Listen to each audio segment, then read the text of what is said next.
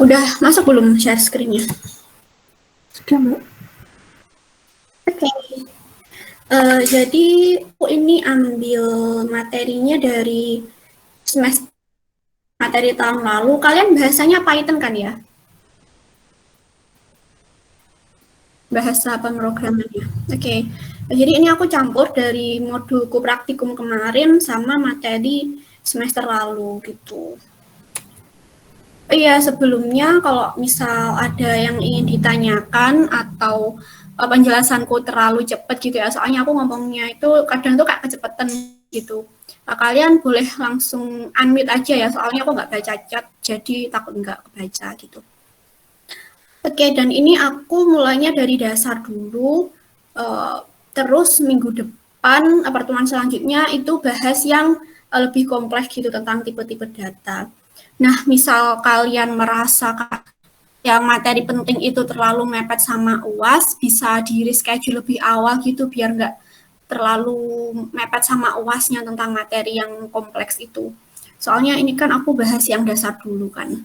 Jadi kita bahas apa aja. Yang pertama kita bahas konsep dasarnya dulu, algoritma dan pemrograman itu apa. Terus yang kedua bahas algoritma flowchart sama pseudocode, dan yang ketiga nanti kita bahas soal UTS tahun lalu ya. Semoga keluar di semester ini. Oke, next. Oke, jadi sebelum kita bahas materinya kan kita perlu tahu dulu nih, kita tuh sebenarnya tuh mau bahas apa gitu, bahas di bagian apa dan kenapa itu tuh penting. Nah, jadi kita tuh masuk ke sistem komputer, di mana di sistem komputer itu tuh ada 3 perangkat gitu ya. Ada 3 komponen. Yang pertama itu perangkat keras, yaitu ya apa yang kelihatan fisiknya gitu ya, Kak, komputer, mouse dan sebagainya. Nah, terus ada perangkat lunak sama brainware.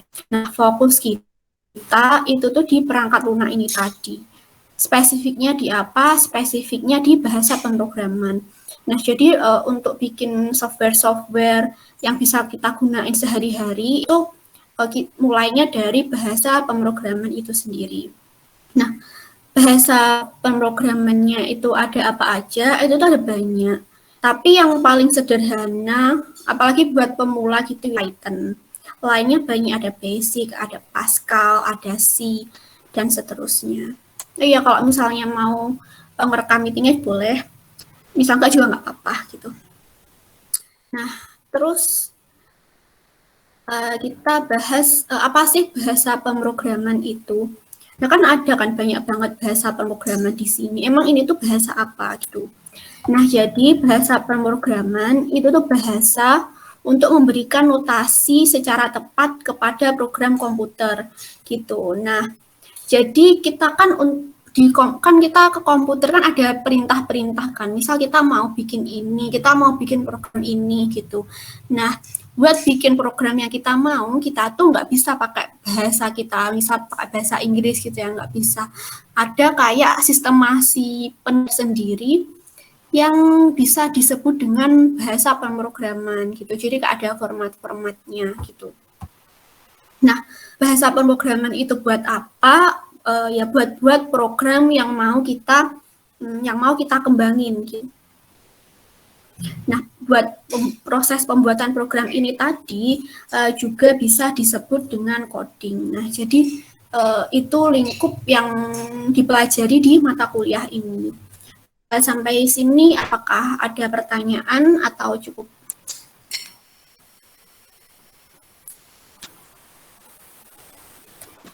Oke. Aku lanjut ya. Nah, terus kan banyak banget kan bahasa pemrograman yang ada sekarang gitu.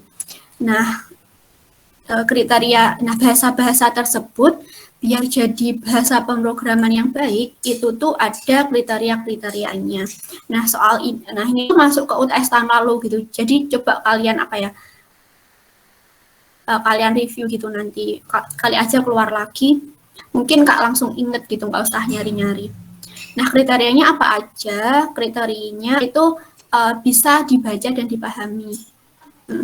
Bisa dibaca dan dipahami gitu. Jadi ketika kita baca bahasa tersebut, kita tuh bisa paham gitu, strukturnya gimana, tipe datanya gimana gitu. Bahasa pemrograman itu juga sebisa mungkin bisa diaplikasikan gitu ya. Maksudnya pas kita ngoding, pas kita nulis codingan kita, itu tuh harus dipastikan bisa untuk ditulis. Kemudian ada reliability, maksudnya bahasa pemrograman yang ada itu tuh harus sesuai spesifikasi yang kita mau gitu. Jangan sampai kita bikin program yang kompleks, ternyata nggak bisa diaplikasiin, ternyata nggak kompatibel gitu sama output yang kita mau. Kemudian biayanya juga sepadan, maksudnya nggak terlalu ekspensif gitu. Nah, kemudian portability mudah dipindahkan dari satu implementasi ke implementasi lainnya. Jadi setiap bahasa pemrograman itu tuh ada ada spesifikasinya khusus gitu loh. Misal kalian mau buat aplikasi itu bahasa pemrogramannya yang baik itu apa? Misal mau analisis data science itu tuh pakai apa gitu, pakai Python contohnya. Atau buat website itu bahasa pemrogramannya itu spesifik gitu. Jadi sebisa mungkin sesuai. Kemudian generality dapat diaplikasikan ke banyak hal untuk menyelesaikan banyak hal dan well defined. Maksudnya kayak bahasanya itu tuh terstruktur gitu loh dan udah ada pakemnya gitu sih. Itu teorinya. Nah, buat detailnya itu ada di PPT-nya Bu Utin kalau nggak salah. Tapi kurang lebih gini aja menurut aku udah cukup sih. Apakah ada yang ingin ditanyakan atau udah cukup?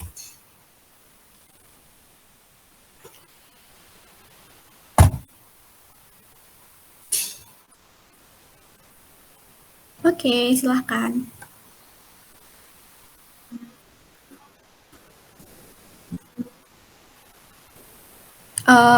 Kalau UTS semester pas aku itu tuh teori ada teori banyakkan teori sih sama satu bikin diagram flowchart itu ada.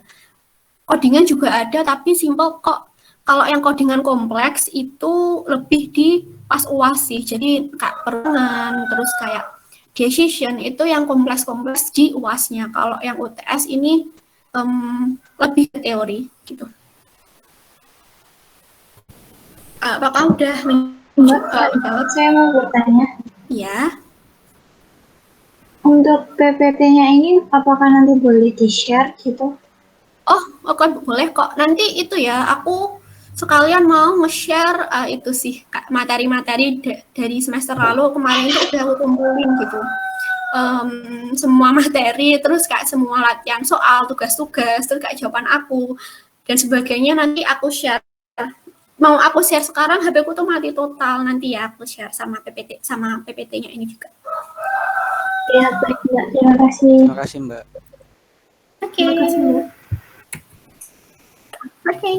Nah, terus kemudian jenis bahasa pemrograman. Iya, ada pertanyaan lagi kah?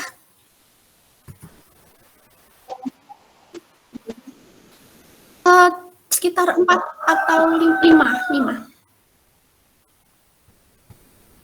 Oke. Iya, di VLM. Jadi hampir semua sih kalau di TI itu semua UTS-nya tuh di VL gitu. Jadi nanti ada kayak foto soalnya, nanti kalian submit jawaban kalian gitu. Kalian tulis di kertas folio, kalian scan, terus kalian submit. Udah gitu. Dan itu sih, oke, saran dari aku jangan sampai telat. Pokoknya nggak bener-bener jangan sampai telat meskipun jawaban kalian ada yang kurang. Itu Kak, 10 menit sebelum waktu berakhir itu kalau bisa udah scan dan lain-lain gitu sih.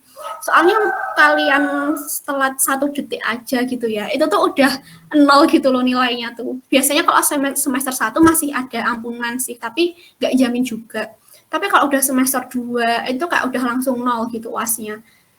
Dan nilai kalian itu biasanya tuh jelek gara-gara terlambat. Jadi sebisa mungkin jangan sampai telat Kak. Meskipun kalian Kak bingung atau gimana, udah scan aja, submit aja gitu kalau saran dariku. Itu sih. Ya, boleh. Durasi pengerjaan itu tergantung tiap dosen ya, tergantung tiap mata kuliah dan ya tergantung mata kuliahnya, tapi biasanya disesuaikan sama jenis soalnya sih. Maksudnya kalau soal-soal yang hitungan dan misal hitungannya kompleks itu biasanya Kak 2 jam atau 1,5 jam gitu. Dan nanti misal Kak teori-teori itu biasanya Kak 45 menit itu paling sedikit sih, atau 1 jaman lah. Jadi tergantung mata kuliah masing-masing. Tapi biasanya disesuaikan kok sama kesulitan soal. Oke, aku lanjut ya.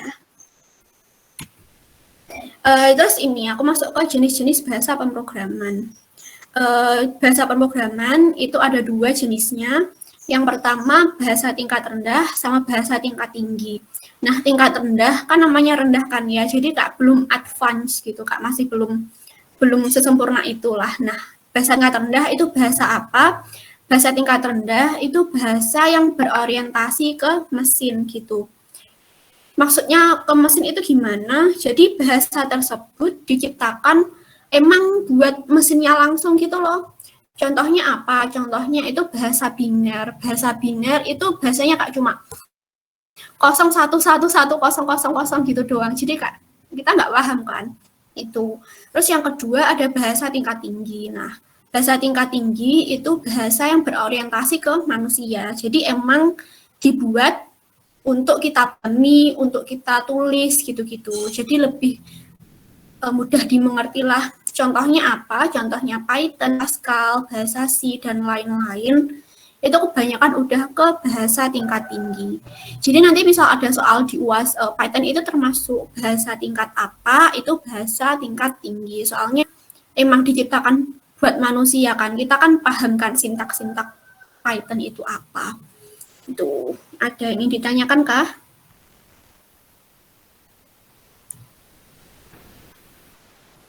Oke. Next ya, ini sejarah sih. Sejarahnya nggak usah dipelajari banget nggak apa-apa, kayaknya nggak keluar. Mungkin cuma keep in mind aja yang ngembangin siapa, terus sekitar tahun kapan, di mana itu. Jadi dikembangin oleh Guido van Rossum di Amsterdam pada awal tahun 90. Jadi Python ini termasuk bahasa yang baru gitu ya.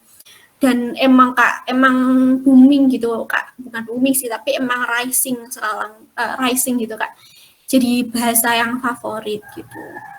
Jadi ya mungkin sekilas aja bacanya. Terus next, kelebihan bahasa Python. Kelebihan bahasa Python itu yang pertama mudah diajarkan dan mudah dipahami. Sintaksnya tuh mirip banget sama bahasa Inggris, cuma emang ada Kak tanda-tandanya gitu aja sih, dan itu nggak kompleks-kompleks banget gitu. Terus instalasinya juga mudah. Kemudian Python itu multi-platform, jadi bisa dibuat di Windows, di Mac, dan lain sebagainya. Terus yang keempat, Python itu free, kalian download atau enggak kalian nanti dapat dari laboratorium itu juga udah free. Terus open source, maksudnya open source ini tuh ketika kalian ingin nge-import data misalnya dari luar, itu tuh enak gitu loh dimasukin ke Python-nya gitu. Jadi Kak terbuka. Kemudian library-nya luas dan banyak. Library itu apa mungkin dibahas di pertemuan selanjutnya ya. Nanti bakal ada NumPy dan lain-lain. Terus mendukung IoT. Ya itu sih. Terus buat kekurangan di Python itu apa? Yang pertama, eksekusi Python itu lambat. Terutama kalau ketika codingan kalian itu udah complicated gitu ya, udah panjang banget. Ketika kalian ngeran, itu Kak pending gitu Kak, loading gitu, nunggu gitu. Terus nanti tinggal udah keluar gitu. Jadi lemot aja sih. Terus remah dalam komputasi mobile. Jadi buat pengembangan di mobile Kak, di HP itu tuh Kak kurang disaranin pakai Python. Python itu Kak emang ditujukan buat data science sih. Jadi Kak pengolahan data gitu-gitu. Terus kesalahan saat runtime. Jadi ketika kalian misal codingan kalian udah bener nih, tapi kalian udah nge-run beberapa kali, itu tuh bisa error. Nah, caranya nanti di-refresh aja Kak, ada tanda hapus gitu, nanti udah benar-benar sendiri. Nah, kemudian yang keempat, kesulitan dalam mempelajari bahasa lain. Jadi kayak once kalian belajar Python, ketika kalian belajar bahasa lain itu kayak lebih susah aja gitu. Terus kelebihan dan kekurangan Python itu tuh cuma ini aja. Di modulnya Bu Utin itu tuh ada banyak banget, dan kalian juga bisa pelajari dari poin-poin situ ya, buat memperkaya memperkaya aja gitu. Misal kalian lebih pahamnya dari yang punya Bu Utin gitu, bisa ditambahin buat misal ada soalnya gitu. Terus itu sih, jadi itu tadi background pemrograman, bahasa pemrograman dan lain-lain. Apakah ada yang ingin ditanyakan sebelum kita move ke materi selanjutnya?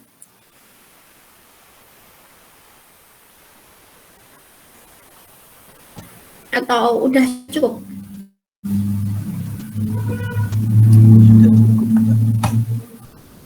Oke, kalau udah cukup kita masuk ke algoritma, flowchart, sama pseudocode. Nah, jadi algoritma itu apa? Algoritma itu intinya langkah-langkah untuk menyelesaikan suatu masalah gitu ya. Nah, masalahnya itu tuh luas banget, mungkin kayak sesimpel memasak mie gitu. Misal di luar konteks pemrograman gitu ya. Memasak mie itu ada langkah-langkah gitu. Terus mencari luas segitiga gitu, itu juga ada langkah-langkahnya.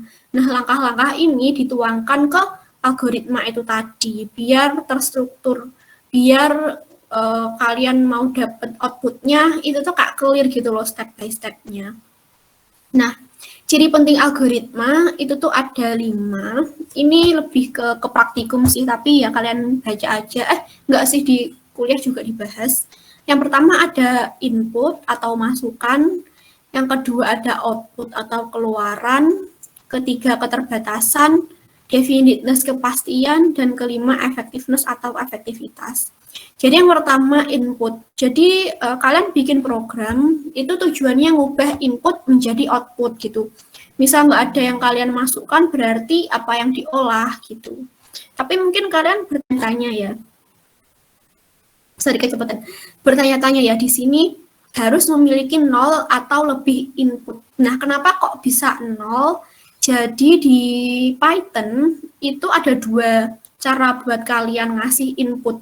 Pertama, kalian inputin secara manual gitu.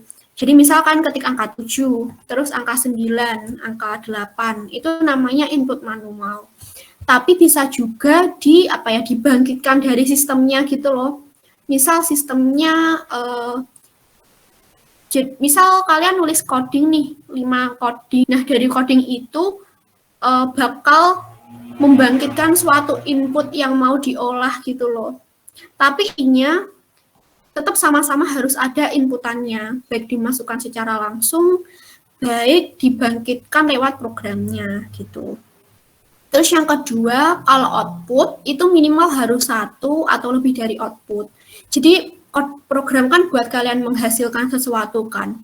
Misal nggak ada outputnya, terus apa gunanya programnya gitu loh. Mesti ada yang harus dikeluarkan gitu. Terus yang kelima, keterbatasan, finiteness. Maksudnya apa? Algoritma itu tuh nggak bisa kayak selamanya gitu, atau nggak berhari-hari. Mesti ada kayak mulainya sama ada end-nya gitu. Jadi kayak terbatas di rentang waktu dan rentang langkah-langkah tertentu gitu, nggak bisa kayak langkah terus-terusan gitu, nggak bisa. Terus definiteness atau kepastian. Jadi ketika kalian buat algoritma itu nggak boleh ambigu, maksudnya tuh gimana. Soalnya kalau algoritmanya ambigu, bikin programnya juga susah kan. Terus yang kedua itu efektif. Jadi sebisa mungkin langkah-langkahnya efektif, nggak ada yang berulang gitu. Jadi sebisa mungkin buat efektif. Dari situ apakah ada yang ingin ditanyakan? Atau cukup? Mbak permisi mau tanya. Oke. Oh ya, silahkan. Bisa ulang yang pertama tadi nggak, Mbak? Yang suatu algoritma harus memiliki 0 atau lebih input. Makasih, Mbak. Oke, boleh. Oke, sebentar aku tutup pintu ya, ke angin dari sini.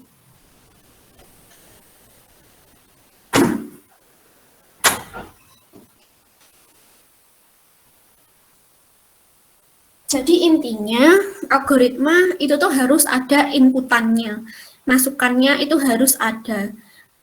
Tapi di programnya itu sendiri, maksudnya ketika kalian bikin program gitu ya, itu tuh bisa 0 atau bisa ada. Maksudnya gimana? Jadi ketika kalian kasih input ke program, itu tuh ada dua cara.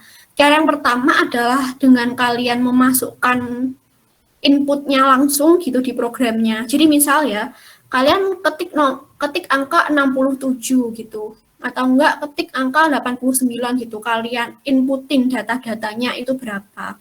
Tapi cara yang kedua adalah dengan dibangkitkan oleh programnya langsung gitu loh. Jadi kalian misal nulis coding 5 baris gitu ya, kak codingannya dulu 5 baris. Nah, dari codingan itu tuh bisa langsung membangkitkan suatu input yang mau kalian olah gitu loh. Tapi intinya harus ada, baik itu kalian masukkan secara langsung, baik kalian bangkitkan melalui programnya. Gitu sih. Udah cukup atau belum? Cukup, Mbak. Makasih. Atau nanti mungkin atau mungkin nanti misal kurang tergambarkan gitu ya, mungkin boleh aku kasih contoh di codingannya mungkin, tapi mungkin next week ya, nyari codingannya dulu. Jadi itu. Jadi ya intinya harus ada inputnya. Nah, buat nulis algoritma itu sendiri ada 3 cara. Yang pertama kalian secara deskriptif, kedua dengan cara flowchart, dan yang ketiga itu pseudocode atau kode-kode semu. Nah, bahasa deskriptif itu tuh ya menggunakan bahasa Inggris atau bahasa Indonesia secara gamblang gitu. Jadi, misal kalian mau nulis detail-detail atau penjelasan yang agak mengurai gitu ya, kalian masukin ke penulisan secara deskriptif ini tadi. Ini mungkin contohnya kayak, bukan kering sih, tapi kayak ya simpel aja gitu. Apakah hujan? Jika tidak hujan, kamu tidak perlu bawa payung. Jika hujan, segera kamu cari payung, dan seterusnya. Terus misal mau nyari luas lingkaran, luas segitiga, itu dan lain-lain, itu juga bisa pakai bahasa deskriptif ini sendiri. Intinya simpel sih, tinggal kalian uraikan aja. Tapi harus diperhatikan antara bahasa deskriptif ini sama flowchart-nya harus sesuai gitu. Misal nomor 1 ini mulai, nanti di flowchart-nya juga dimulai dari mulai gitu. Terus yang kedua, misal algoritmanya di deskriptif mendeklarasikan variabel gitu ya. Nanti di flowchart-nya juga mendeklarasikan variabel. Terus yang kedua, flowchart. Mungkin singkat aja, flowchart itu digambar dari atas ke bawah, mulai bagian kiri suatu halaman. Jadi nulisnya gini, ini, nah misal nggak cukup, nanti lanjut di kanannya gini, turun, dan seterusnya. Baru kalau nggak cukup bisa ganti halaman. Terus kegiatan di dalam flowchart itu harus dijelaskan dengan jelas. Misal kalian mau hitung apa gitu, di flowchart-nya ditulisin hitung luas lingkaran dengan rumus bla bla bla gitu. Terus harus ditunjukkan dari mana kegiatan yang akan dimulai dan mana yang akan berakhir. Jadi ada mulai dan ada end-nya gitu loh. Kemudian masing-masing kegiatan dalam flowchart sebaiknya menggunakan suatu kata yang mewakili suatu pekerjaan. Contohnya masukkan, atau enggak hitung, atau enggak itu sih biasanya masukkan, hitung. Misal di flowchart kayak yang bukan matematika itu bisa kata kerja lainnya gitu Kak. Lakukan bla bla bla, masak bla bla bla gitu. Terus misal kalian nggak cukup dan kepotong, itu harus ada simbolnya gitu. Pakai konektor. Nanti aku jelasin. Nah, di sini. Ini simbol-simbol flowchart-nya. Yang pertama itu ada terminal. Terminal itu mengindikasikan titik awal dan akhir. Jadi semua flowchart itu tuh diawali dengan terminal dan diakhiri dengan terminal. Biasanya di terminal ini ditulisi mulai atau end, mulai atau start sama end gitu, misalnya di akhir. Kemudian ada on page connector. Nah, on page connector ini tuh apa? Jadi on connector itu tuh kayak yang aku jelasin tadi. Misal kalian bikin flowchart sampai ke sini gitu ya, nggak cukup, terus mau kalian putus nih, mau kalian pisah, itu tuh harus pakai konektor gitu di bawah sini. Jadi misal sampai sini gitu ya, terus keputus sini, ini tuh di sini harus ada konektornya. Misal kalian kasih huruf A, terus di kalian sambungin lagi gitu loh, kayak konektornya ada di sini lagi, Kak. Terus nanti terus gini, ada on page konektor lagi. Nah, kira-kira kalian kebayang nggak ya tentang maksudnya atau masih bingung?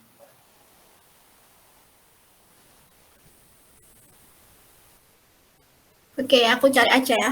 Bentar ya.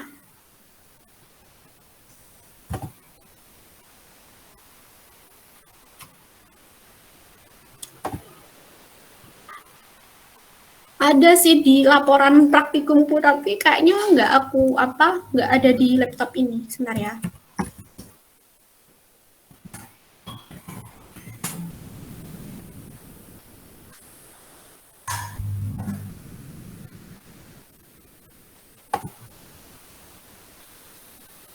Nah, ini nih misalnya.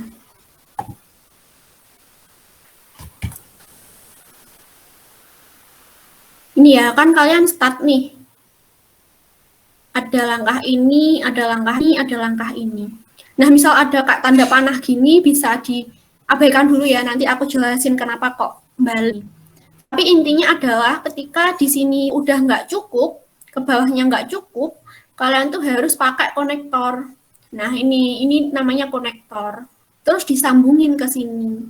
Jadi bakal ini ke sini, dicari sambungannya ini. Nah, biasanya sambungnya itu ada angka-angkanya tertentu gitu loh. Misal di sini 2 ya, sambungannya juga harus ditulisin angka 2. Terus misal ke sini ke bawah. Misal di sininya belum N dan mau kalian lanjut ke sini gitu ya. Kalian di sini konektor lagi, kalian tulisi angka 3. 3 bulat. Nah, terus di sini 3 bulat lagi. Gitu. Udah ada bayangan. Sudah. Atau masih bingung tentang konektor? Oke. Nah, bentar kok jadi gini. Oke, ini terus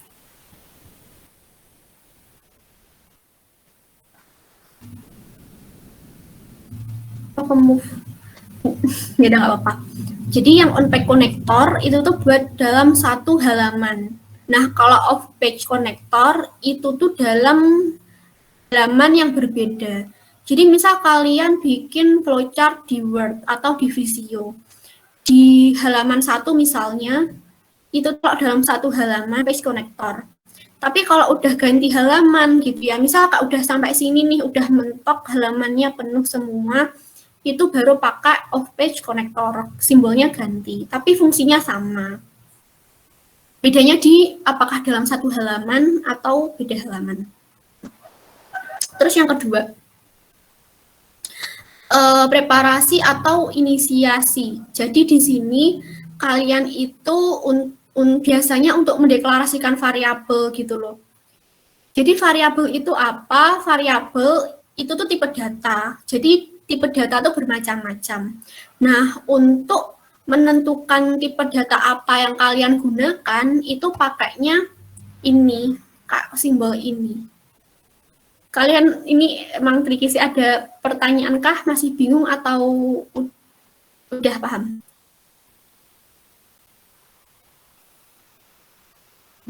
Oke, jadi mungkin bisa ke bawah ya. Bentar.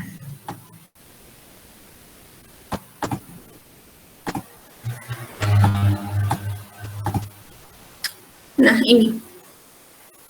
Jadi, bentar. Misal tipe bilangan itu tuh ada tipe bilangan angka gitu ya. Jadi bilangannya, jadi tipe data angka gitu. Ada yang tipe data itu tuh list. Nah, itu mungkin Kak tipe-tipe datanya itu bisa aku jelaskan di pertemuan selanjutnya. Tapi intinya tipe-tipe data itu tuh banyak. Contohnya Kak tipe bilangan, Kak itu. Nah, buat kalian bilang kalau tipe datanya itu tuh harus integer, kalian itu dideklarasikan gitu loh. Pakai simbol itu tadi. Dan ditulis gitu. Pakai simbol yang bingung atau ingin dijelaskan lagi atau mungkin udah paham.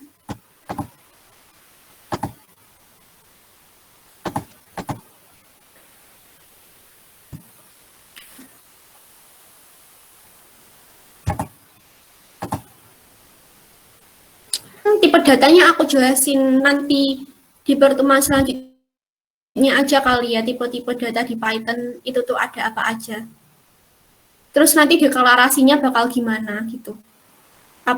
Gimana? Kalau gitu gimana? Oke. Nanti kalian tagih aku ya. Terus data. Kalau simbol ini itu fungsinya buat mengindikasikan masukan atau keluaran. Jadi inputnya, jadi misal kalian pakai input masukkan nilai alas dan tinggi gitu, kan pakai simbol ini buat mengindikasikan input atau outputnya. Gitu. Terus yang ini, yang kotak ini itu proses. Jadi misal kalian ingin melakukan perintah ke program nih, misal hitung ini atau enggak kalikan ini dan sebagainya, semua perintah yang berbentuk proses itu pakainya simbol ini. Dan ini simbol yang 6 simbol pertama, ini tuh biasanya yang sering digunakan dalam flowchart gitu loh. Apakah ada yang bingung bedanya ini sama ini apa?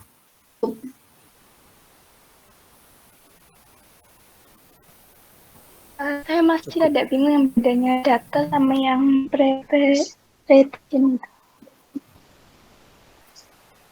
Oke, jadi gimana ya? Preparasi ya sama data. Bentar aku move dulu.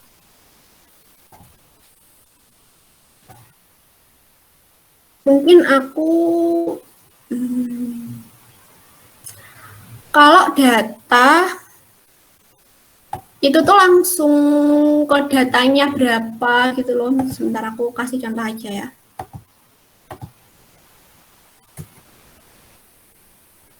Nah, misal data ini tuh kayak langsung masukkan gitu loh, angka berapa yang mau kalian olah, inputnya itu apa. Nah, kalau input kan masukan ya, misal kalian kasih masukan 5, 4, 7, dan seterusnya, itu kan inputnya, itu pakai data. Nah, input-input itu tadi ada tipe-tipenya, misal tipenya itu tipe angka, tipe huruf, tipe list itu kayak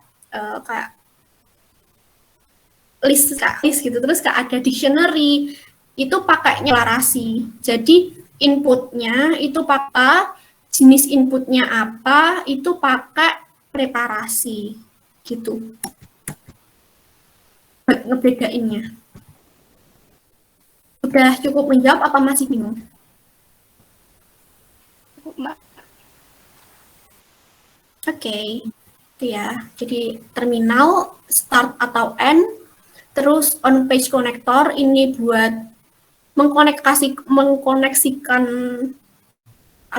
flowchart yang terputus. Kalau on page itu satu halaman, off page itu beda halaman.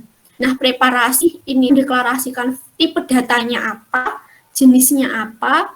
Nah, baru kalau data itu masukkan datanya. Proses itu untuk melakukan perintah-perintah komputasi gitu. Lanjut ya. Nah, ini ada lagi, mungkin yang penting ada dua ini. Yang pertama itu manual operation, manual input. Jadi operasi sama input itu tuh ada yang langsung dari komputernya, ada yang kalian ketikin manual gitu loh. Nah, kalau secara langsung di komputernya, itu kalian pakainya yang ini, input sama proses. Tapi kalau kalian manual, itu kalian pakainya yang simbol ini. Mungkin apa ya, contohnya kasih codingannya ya.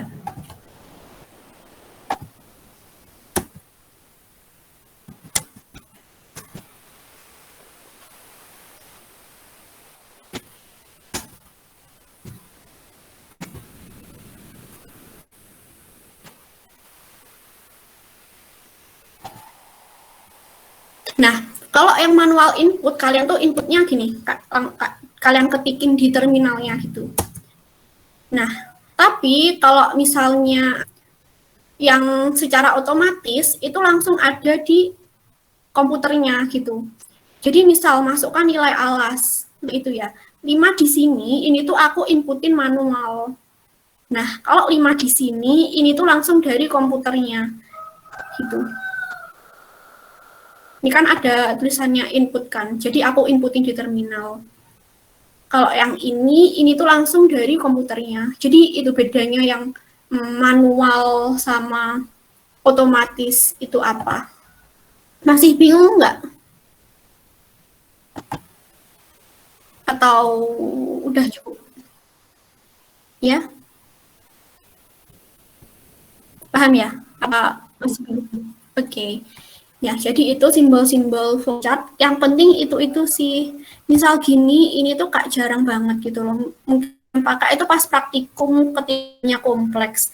Tapi kalau di kelas itu biasanya programnya itu tuh sederhana. Dan simbol-simbolnya kalian yang ini aja menurut aku udah cukup. Tapi misal kalian ada, oh ini sih decision. Bentar ya, ini itu program enggak? Kartu enggak. Display itu menampilkan, nah decision ini tuh ada keputusan gitu. Jadi misal apakah nilai Amel sama dengan 50, nanti itu bakal bercabang gitu loh. Ada percabangannya. Nah, untuk membuat percabangan-percabangan itu pakainya decision yang dihubungkan dengan anotasi. Anotasi itu tanda panahnya. Gitu sih. Apakah ada yang ingin? Atau udah cukup jelas? Mungkin aku sambil terangin di apa? Sudah cukupkah? Oke, lanjut ya. Nah, itu cara yang kedua buat menampilkan algoritma. Cara yang ketiga itu pakai pseudocode. Nah, bedanya apa itu pseudocode? Jadi pseudocode itu kode udah mirip banget sama codingannya. Bentar ya guys.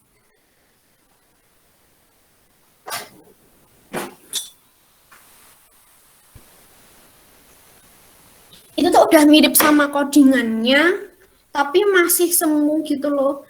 Jadi kalau misal di codingannya itu udah ada rumusnya detail gitu ya. Tapi kalau di sini ini tuh mungkin kayak sekedar bahasa aja gitu. Jadi kode tapi bukan kode yang sebenarnya gitu, cuma semu aja strukturnya. Nah, pseudocode itu ada 3. Ini juga berlaku buat flowchart sih. Intinya ada kode-kode yang sequence. Sequence itu tahap demi tahap. Jadi habis dibaca nanti bakal di-obtain, habis itu diapain, terus di-print, dan seterusnya. Nah, yang kedua itu ada pseudocode yang percabangan gitu. Kalau sequence itu tuh urut, Kak, terstruktur 1, 2, 3, 4, lurus gitu aja ya. Nah, kalau percabangan, ini tuh ada cabangnya, jadi nggak lurus aja. Cabangnya itu gimana? Jadi ada if di sini, ada keyword if. Nah, dari if itu sendiri, perintah bakal dijalankan jika kondisinya terpenuhi. Jika tidak terpenuhi, maka perintah tersebut tidak akan dijalankan. Jadi misalnya nih, if condition titik 2, maka ada ada sequence-nya, ada perintahnya ini sendiri. Tapi misal if-nya ini tuh nggak terpenuhi, berarti ada perintah lain yang harus dilakukan. Contoh, if nilai sama dengan 80 ke atas, maka tampilkan kamu lolos.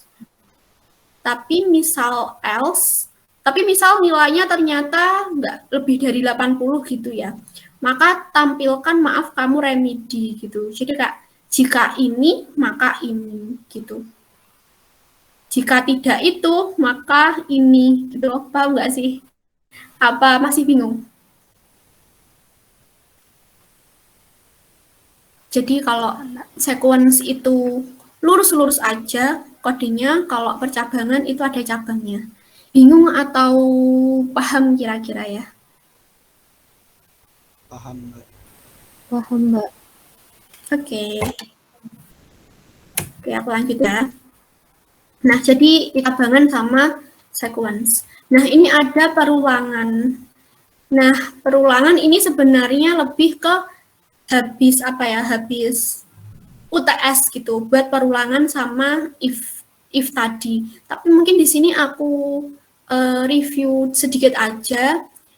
Jadi pseudocode itu bisa dalam bentuk while sama for. Nah, while itu perintah yang akan melakukan pengulangan terus-menerus selama kondisi benar itu ada gitu. Nah, jika udah false, maka perintahnya jalankan. Nah, for itu juga sama kayak while. Tapi bedanya di for, itu tuh udah ada batasannya langsung gitu loh, per berapa kali. Kalau while ini tuh nggak ada batasnya. Jadi misal di for, untuk rentang ini sampai ini, lakukan ini. Itu kan udah ada rentangannya kan. Tapi kalau while itu tuh Kak, cuma selama benar maka lakukan ini. Jadi misal benar terus ya udah Kak ulang terus, nggak ada jedanya kecuali dikasih pembatas. Itu sekilas. Ini detailnya ada setelah UTS sih. Jadi mungkin nanti bisa direview lagi. Tapi itu sekilasnya tentang perulangan. Nah, bentar.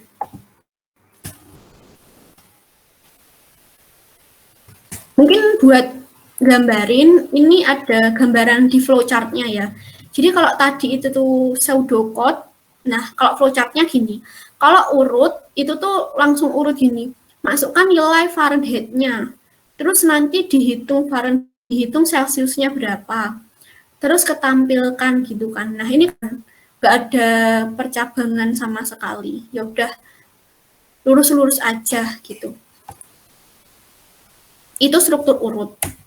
Kalau struktur pemilihan atau if else tadi itu tuh ada cabangnya gitu. Cabangnya apa? Cabangnya itu jadi dua. Cabang yang pertama itu adalah cabang ya. Cabang yang kedua adalah cabang tidak. Jadi misal apakah nilai murid itu lebih dari sama dengan 60? Nah, misal di atasnya itu ternyata nilai murid itu tuh 70 gitu ya. Berarti kan kondisinya benar. Oh, berarti lolos gitu. Nah, atau enggak ternyata nilainya 40 nih. Nah, berarti kan kondisinya tidak. Kalau tidak, itu arahnya ke sini, ke gagal. Gitu. Itu kalau if. Jadi ya atau tidak, ya konsekuensinya apa, tidak konsekuensinya apa. Lanjut. Nah, jadi itu ya. Nah, kalau di codingnya itu bisa gini. If murid lebih dari sama dengan 60, print lolos, else itu berarti kondisi lain ya, else itu berarti print gagal. Nah, baru kalau pengulangan itu ada yang diulang gitu loh. Jadi Kak muter gitu. Kalau ini tadi kan kayak ya udah turun-turun aja langsung ke sini. Terus ini turun-turun aja langsung ke sini di cabangnya. Nah, kalau ini tuh turun tapi tuh ngulang gini. Jadi misalnya, apakah yang ditampilkan itu kurang dari sama dengan 10? Jadi misal 4 gitu ya, masih 4 kali ditampilkan. Berarti tampilkan selamat belajar. Nah, ini tuh panahnya ke sini. Apakah masih kurang dari 10 juga? Berarti masih kurang nih, misal 6. Berarti tampilkan selamat belajar juga. Terus. Nah, misal udah 10 ya, berarti kan udah sama dengan 10. Baru pindah ke sini. Tapi selama itu sebelum 10 bakal ada perulangan di sininya gitu Kak, muter. Itu jadi struktur dasarnya. Ada yang bingungkah atau udah cukup jelas?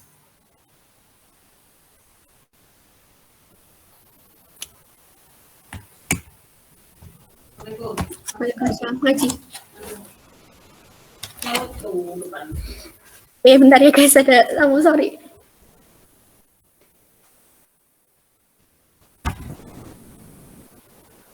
Oke, jadi kalau udah jelas nanti mungkin detailnya di habis UTS, tapi itu ada 3 struktur di algoritma itu tadi. Nah, ini contohnya ya. Ada algoritma, ada flowchart-nya. Jadi kalian tuh kalau misal bikin algoritma sama flowchart, sebisa mungkin sesuai gitu jumlahnya. Jadi misal di sini ada 7, di sini juga harus ada 7. 1, 2, 3, 4, 5, 6, 7 gitu ya. Dan misal dimulai dari mulai, di sininya juga dimulai dari mulai. Sorry, ini harusnya mulai. Terus deklarasikan variabel bilangan. Nah, ini tuh disebutkan tipe data yang mau kita olah itu apa? Oh, integer, berarti bilangan. Terus apa ya? Terus yang ketiga input. Baru di langkah ini kalian masukkan datanya. Data input itu di. Terus yang keempat, lakukan pengecekan dengan modulus untuk mengetahui sisa hasil bagi dengan 2. Nah, ini nih ada struktur percabangan if else yang aku jelasin tadi. Jika modulus atau sisa bagi bilangan itu sama dengan 0, jadi ini tuh ngecek ganjil genap ya. Jadi misal sisanya 0, itu ya true kan, berarti genap. Kalau misalnya ada sisanya atau sisanya nggak 0, berarti kan salah. Nanti ditampilkan outputnya itu bilangan ganjil. Nah, ini tampilkan baru yang ketujuh itu selesai di terminalnya. Buat review ini Kak, terminal mulai diawali dengan start, diakhiri dengan end. Terus ini harusnya tuh mungkin beda kali ya. Harusnya kan Kak yang Kak segi 6 tadi kan. Ini ada deklarasi variabel bilangan. Terus kalian masukkan data inputnya apa. Ini itu decision, keputusan buat percabangan. Di percabangan itu ada 2 cabang. Cabang yang pertama itu ketika true, maka dilakukan apa.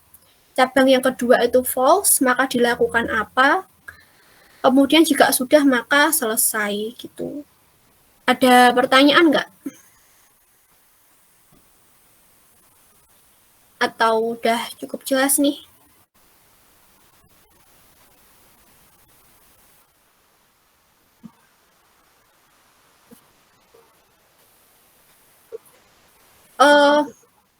Oke.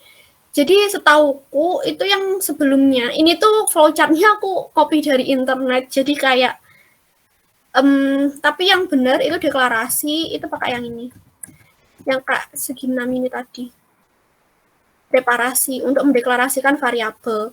Mungkin ada perbedaan penggunaan sih, tapi kalau di kelas sama di lab, misal kayak nanti praktikum, itu pakai ini, mendeklarasikan variabel. Itu. Ada pertanyaan kah? Oke. Ada yang ingin ditanyakan lagi?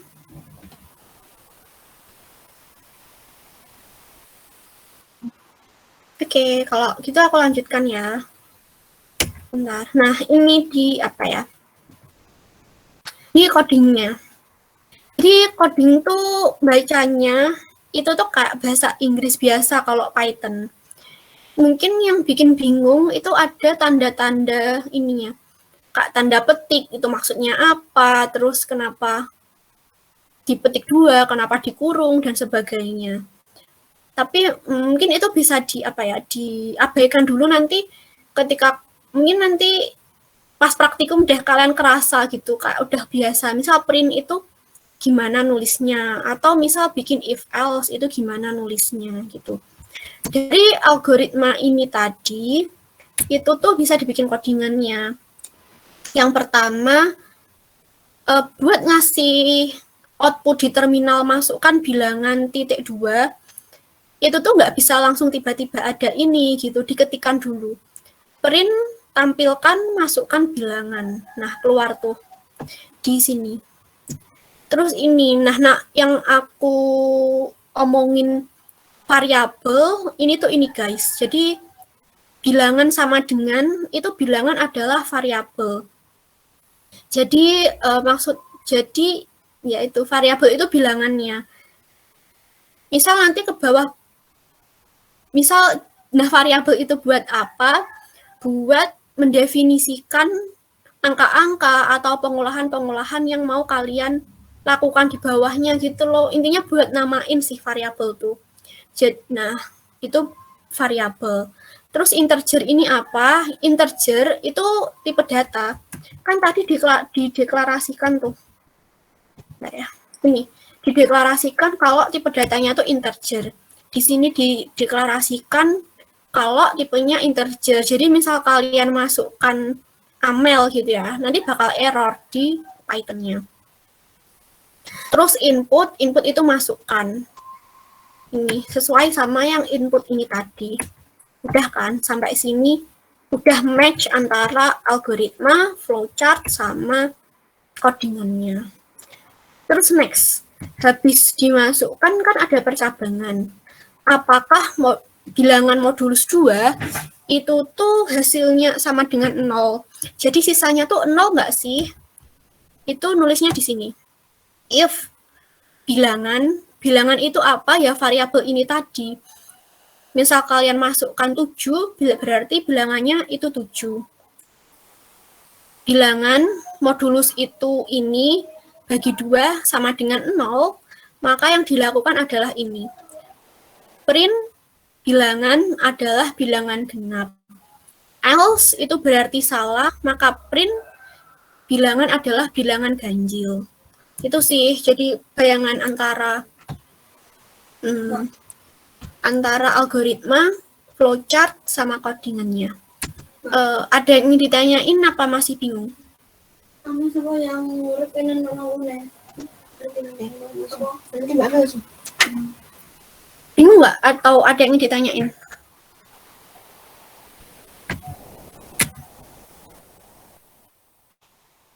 Oke, sekarang kita ke soal UTS ya.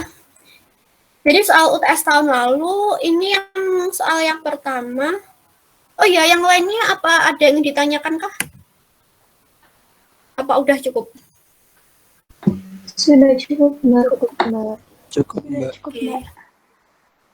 Oke, aku lanjut ya.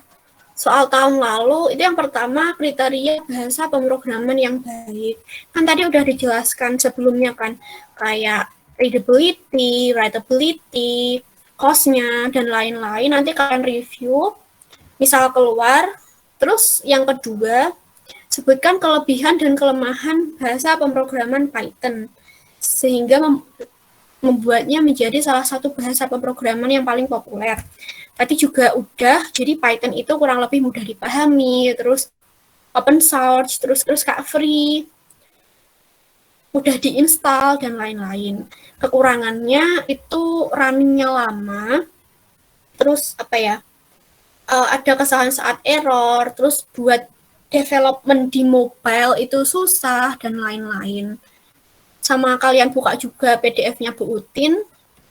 Terus soal yang ketiga, dikenal dua bahasa pemrograman yaitu tingkat tinggi dan rendah. Kan tadi kan udah kan bedanya apa? Bedanya di orientasinya. Tinggi itu ke manusia, rendah itu ke mesin. Terus apakah Python itu termasuk tingkat tinggi atau tingkat rendah? Python itu tingkat tinggi karena berorientasi ke manusia. Itu sih kayak teori gitu kalau yang UTS. Ada yang ingin ditanyakan kah atau udah cukup?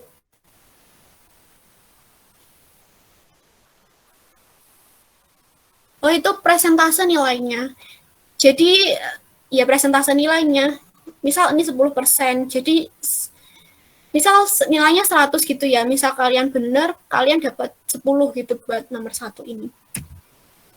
Yang banyak itu presentasenya di sini sih, dibikin flowchart, terus analisis gitu-gitu biasanya presentasenya banyak gitu, tapi ya lumayan kan 40% gitu. Sudah menjawab belum? Oke. Next, ini kalian disuruh bikin flowchart buat nampilin angka ini 3, 4, 6, 9, 13, 18 dan seterusnya. Tapi sebelum aku ngejelasin ini, aku izin itu ya nyari cas dulu, takutnya laptopnya mati. Bentar ya.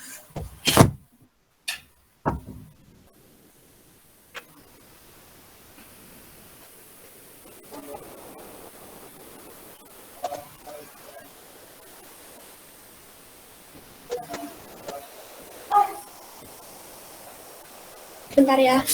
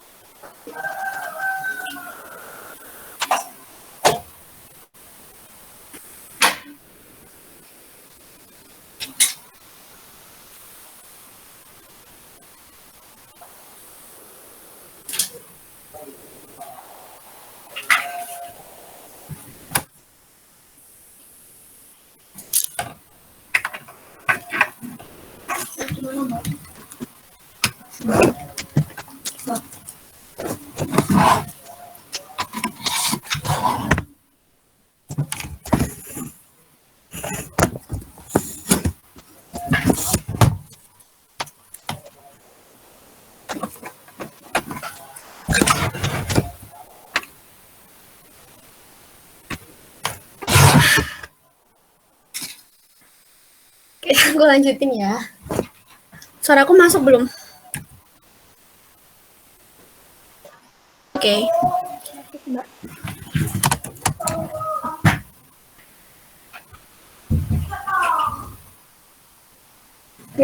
Maaf ya kalau background-nya agak berisik-berisik gitu. Jadi ini perintahnya kita harus ngasilin bilangan ini 3, 4, 6 dan seterusnya gitu. Caranya gimana? Caranya tips dari aku itu dicari polanya terlebih dahulu gitu. Nah, di sini kan kelihatan kan nilai awalnya itu tuh 3 sampai dengan 48. Nah, otomatis kita harus membatasi awalan dan akhirannya gitu. Digambarkan dengan nilai A sama dengan 3 dan batasnya itu sama dengan 48 gini. Jadi apakah A kurang dari sama dengan 48? Jika iya maka itu dikerjakan. Tapi kalau misalnya udah lebih, oh berarti langsung selesai programnya. Gitu. Terus setelah dibatasi kita cari polanya. Ini kan 3 ke 4 itu kan naik 1. Terus naik 2. Naik 3, naik 4, naik 5, dan seterusnya kan. Jadi ini tuh ditambah, tapi bilangan yang ditambahin itu tuh naik-naik terus gitu loh. Awalnya nambahnya 1, terus nambah 2, nambah 3, dan seterusnya. Itu tuh direpresentasikan sama nilai I ini tadi. Jadi I itu pertambahannya. Gitu ya. Itu sih. Terus ya sampai sini bingung nggak? Atau lanjut? Enggak, Mbak. Oke, lanjut ya. Nah, itu ya. Nah, awalnya dideklarasikan dulu. Nah, ini nih deklarasi. Jadi, kamu mendeklarasikan suatu nilai itu dideklarasikan sebagai apa? Misal nilai A. A itu dideklarasikan sebagai ini, angka 3 misalnya. Dan I itu dideklarasikan dengan angka 1. Gitu. Terus sini masuk ke decision. Apakah A kurang dari 48? Kamu cek. A kan masih 3 kan ya? Kurang dari 48 berarti yes ke bawahnya. Bawahnya itu apa? Print A. Print A berarti di sini ditampilkan nilai 3. Gitu ya. Terus itu lanjut ke sini. A itu sama dengan A plus I. Maksudnya apa? Nilai setelah A dengan nilai A sebelumnya ditambah I. Jadi misal A yang kedua ini ya, itu dapatnya dari 3 ditambah I-nya itu tadi. Jadi misal di sini tadi kan A-nya 3, sampai sini 3, sampai sini 3. Berarti apa namanya? Di sini itu nilai A sama dengan 3 plus 1. Sama dengan 4 kan ya. Nah, 4. Nah, ini kan I sama dengan I plus 1. Tapi ini tuh masih ditambah aja I-nya. Tapi nilai A-nya masih tetap 4. 4 di sini. Soalnya kan habisnya kan, bukan sebelumnya. Berarti nilai A-nya masih 4, itu masuk ke sini, ngulang. Kurang dari 48 enggak? Oh iya, kurang. Berarti ditampilkan lagi 4. Print A. Habis itu 4, ya. A sama dengan A plus 1. A tadi berapa? A tadi sampai 4. Tambah I. I-nya berapa? I-nya kan 2. Soalnya dari 1 tambah 1. Di yang tadi berarti kan 2. Berarti 4 tambah 2 itu 6. 6 masuk sini lagi dan seterusnya. Di flowchart-nya gitu. Nah, dari flowchart-nya ini emang bingung, tapi ada yang ditanyakan nggak, apa masih bingung? Kenapa? Bingungnya di mananya? Kenapa kok susunannya gini kah? Atau gimana? Apa pembuktian angkanya bingung kah?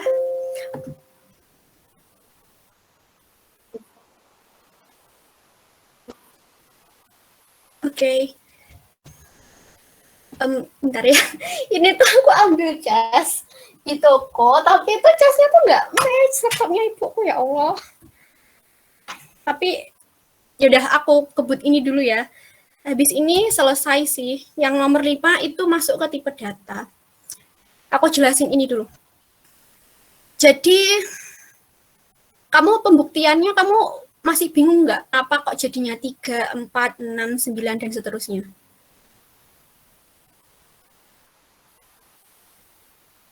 Oke, aku mulai dari awal ya.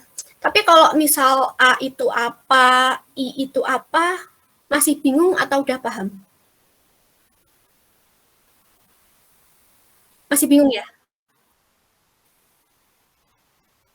Oke. Jadi intinya ini dilihat dari prosesnya ya. Oke, nilai A awalnya 3 di sini.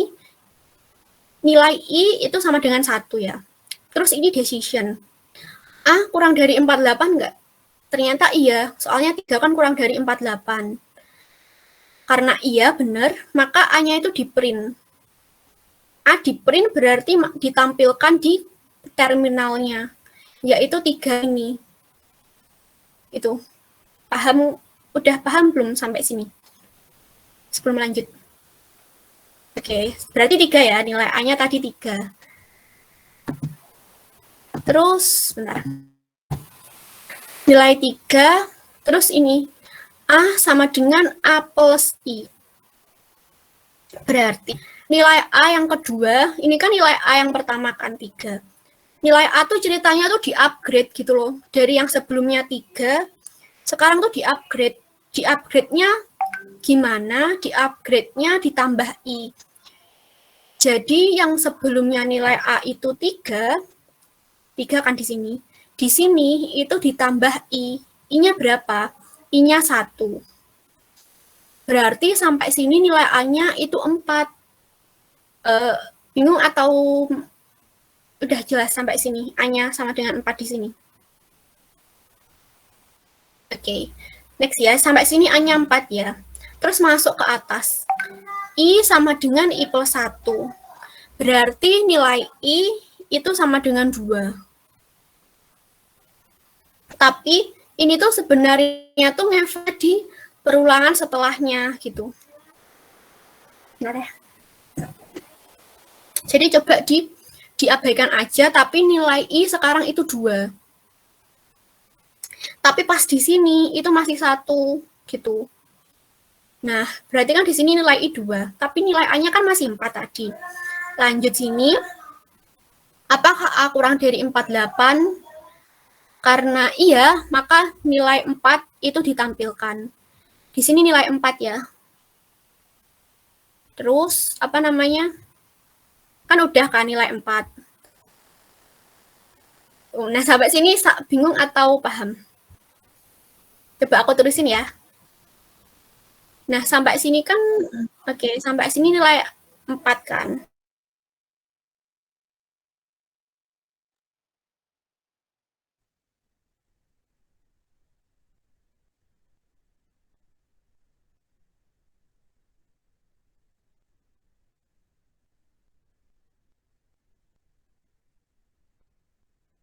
Yang pas kita balik di sini kan 2.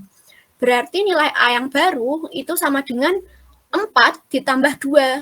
Sama dengan 6. Terus lewat. Ini I-nya di-upgrade tapi diabaikan aja. Di-upgrade jadi 3. A-nya kan berarti 6.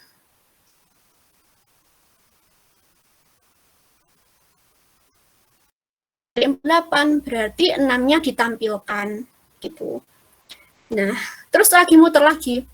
A-nya tadi terakhir 6. I-nya terakhir tadi 3.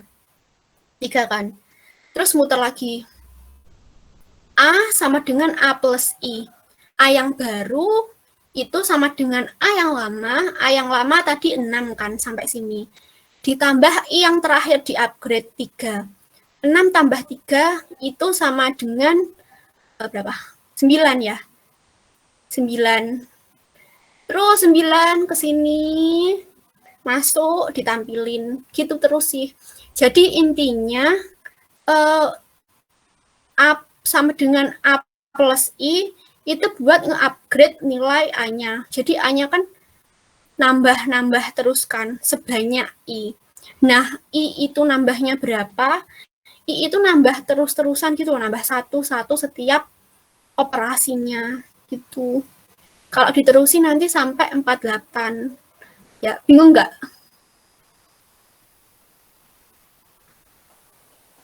Oke, yang lain? Berarti Ya. Berarti yang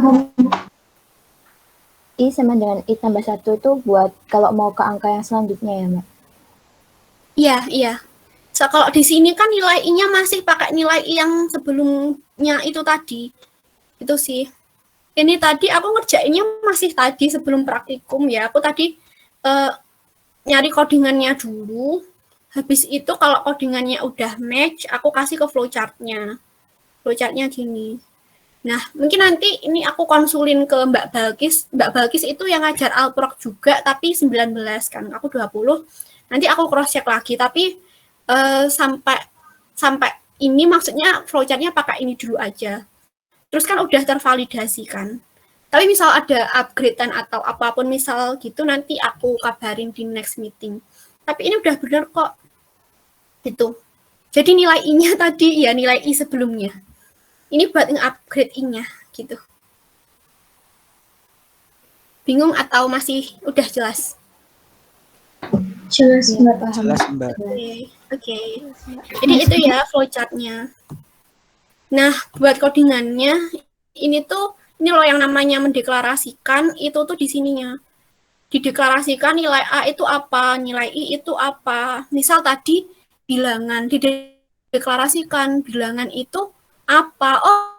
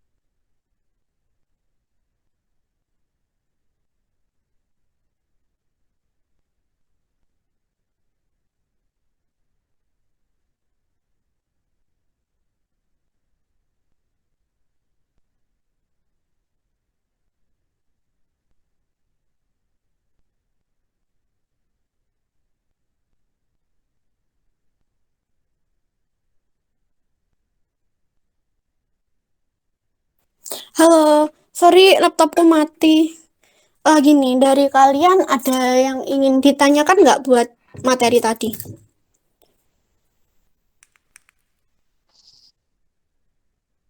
Oke, yang lainnya? Mbak, Oke, lainnya? Cukup, Mbak. Sudah cukup? Saya mau bertanya soal sistem UTS boleh nih. Oh, boleh, boleh, silahkan. Kalau misal disuruh buat kayak flowchart tadi kan pakai dokumen Word, terus kalau misal buat program itu kalau pakai Python itu di SS dimasukin di scan bareng yang kita tulis di folio atau dokumen kayak Python sama Word gitu. Kalau UTS itu semuanya, hampir semuanya itu nggak pernah pakai itu sih software atau apapun. Walaupun misal disuruh diagram atau misal disuruh ya diagram gitu-gitu, tetap tulis tangan sih. Jadi atau enggak misal kalian disuruh nulis codingan gitu juga ditulis di kertas folio terus scan terus submit gitu. Semuanya tulis tangan pokoknya. Ya nggak, terima kasih. Oke, mungkin ada sih, tapi nggak tahu ada matkul ini atau enggak. Ada yang pakai Google Form itu, misal kayak teori probabilitas itu kan kayak hitungan-hitungan gitu kan, kayak peluang-peluang gitu. Nah, itu pernah pakai Google Form, tapi selama nggak ada Google Form yang pilihan ganda gitu loh. Tapi kak selama nggak ada link ke Google Form yang pilihan ganda itu ditulis tangan di VLM-nya. Oke, itu sih. Nah, itu. Saya mau bertanya lagi Mbak. Iya, apa Mas? Iya, silahkan. Oke, gimana mau Mbaknya bertanya lagi Mbaknya kah? dulu aja. Oke, sama ini, misal kalian nih waktunya udah mepet, terus VLM-nya error kan. Soalnya VLM itu tuh sering susah diakses kalau apa ya, kalau trafiknya tuh naik gitu. Ya kadang bisa, tapi ada juga momen VLM-nya error. Itu kalian harus buka Google Form. Jadi Google Form itu tuh apa ya, kayak mekanisme misal VLM-nya error gitu loh, kalian boleh submit lewat Google Form selama di waktu rentang yang boleh gitu. Terus nanti kalian konfirmasi ke dosennya atau ke panitianya gitu. Daripada kalian submit di VLM dan VLM-nya error dan kalian telat, mending Google Form aja. Kita kurang 3 menit gituan lah. Gitu. Tadi mau tanya apa? Ya,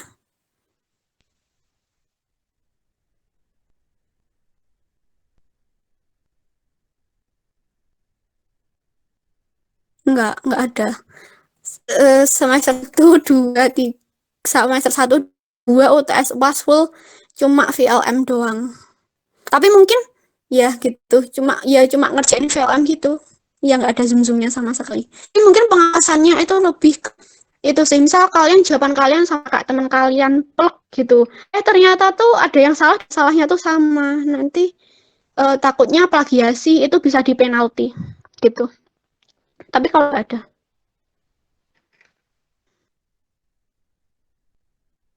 Oke. Lainnya apa ada yang ditanyakan? Saya mau tanya Mbak, untuk yang tadi formnya itu biasa dikasih awal-awal atau kalau misalkan kita baru minta formnya gitu? Formnya itu ada awal sih. Jadi misal ada petunjuk UTS itu langsung ada. Jika terjadi error, ini link Google Formnya gitu sebelum UTS udah dikasih. Dan untuk semua matkul juga gitu, nanti kalian tinggal tulis aja matnya. Oke, linknya sama kok. Udah itu. Lainnya ada yang ditanyakan?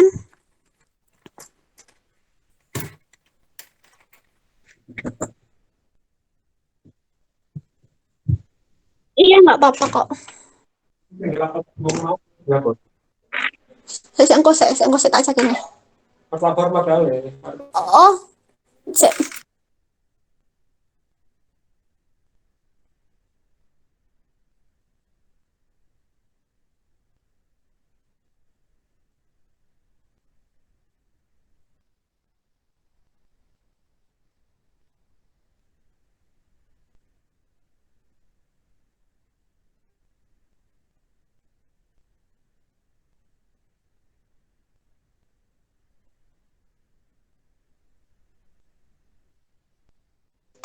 Oke, bentar tadi sorry ada distraction.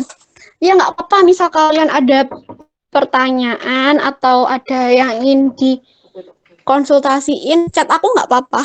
Aku bebas ya, santai sumpah kalau sama aku. Itu misal aku belum bales-bales selama sehari, mungkin chatnya ketumpuk, kalian chat lagi, itu nggak apa-apa banget.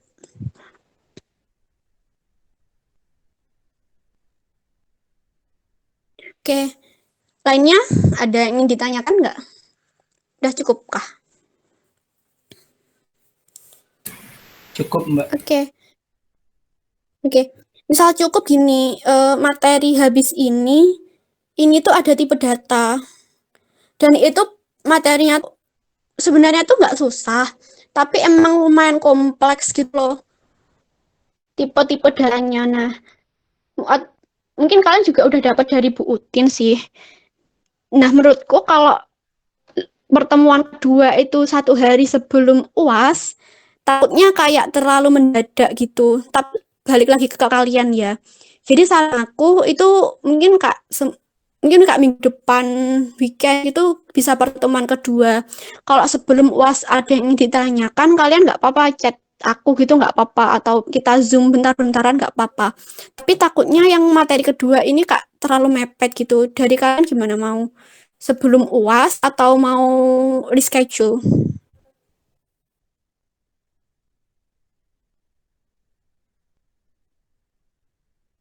Misal mau didiskusiin dulu nggak apa-apa kok. Itu sih kalau dari aku. Tapi aku balikin ke kalian, misal mau sebelum UTS nggak apa-apa. Misal diawalin lebih awal nggak apa-apa. Nanti bisa diskusi gitu, mencocokin jadwalnya. Itu sih. Udah ada yang ingin ditanyakan atau disampaikan nggak?